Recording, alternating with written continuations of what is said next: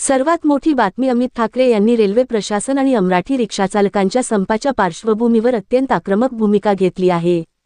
राज्यात 1 मे पासून रिक्षा आणि टॅक्सी चालकांसाठी मराठी भाषा येणे बंधनकारक असल्याचा निर्णय परिवहन मंत्री प्रताप सरनाईक यांनी घेतला।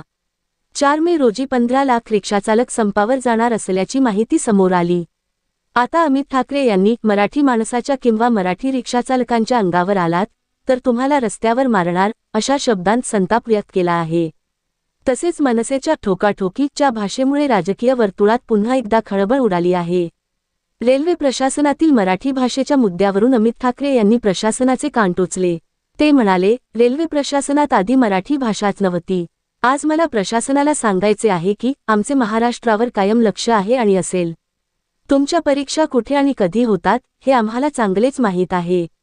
रेल्वे प्रशासन नेहमी चाचपडून बघत असते, पण आता तसे चालणार नाही।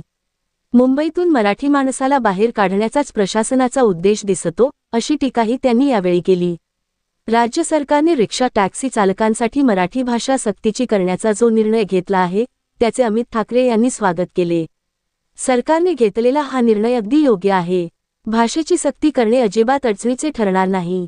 ज्यांना संपावर जायचे आहे त्यांनी खुशाल जावे, त्याने काहीही फरक पडणार नाही, असे म्हणत त्यांनी आंदोलकांना चपराक लगावली। रिक्षाचालकांच्या नियोजित आंदोलनावर बोलताना अमित ठाकरे यांचा पारा चढलेला पाहायला मिळाला। ते म्हणाले, ज्यांना आंदोलन करायचे आहे त्यांनी करा, पण जर तुम्ही आमच्या लोकांच्या किंवा मराठी रिक्षाचालकांच्या अंगावर आलात तर आम्ही तुम्हाला रस्त्यावर मारू। शांतपणे संप करा, कोणालाही फरक पडणार नाही। आमचे मराठी रिक्षाचालक सक्षम आहेत। त्यांनी सांगितले आहे की गरज पडल्यास उशिरापर्यंत रिक्षा चालवू, पण लोकांना त्रास होऊ देणार नाही।